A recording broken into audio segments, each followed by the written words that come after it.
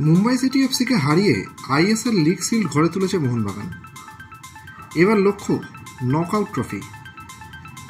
আগামী মরশুমে AFC champions league 2-এ খেলবে তারা। ইতিমধ্যেই দল নিয়ে পরিকল্পনা শুরু করেছে ম্যানেজমেন্ট। একাধিক খেলোয়াড়ের সঙ্গে আলোচনা চলছে দলের।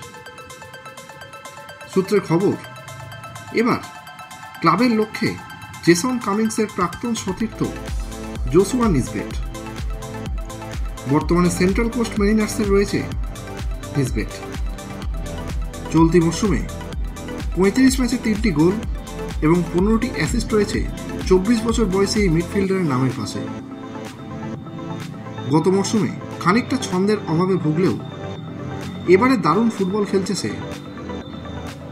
আগামী 30শে জুন সেন্ট্রাল কোস্ট মেরিনার্সের সাথে চুক্তি শেষ হবে জোসুয়া নিসবেটের। জানা গেছে এই খেলোয়াড়কে দলে নেওয়ার বিষয়ে দৃঢ় ভাবনা রয়েছে মোহনবাগান কর্তাদের। সবকিছু ঠিকঠাক থাকলে আগামী মরশুমে সবুজ ব্রাউন জার্সি গায়ে দেখা যেতে পারে তাকে।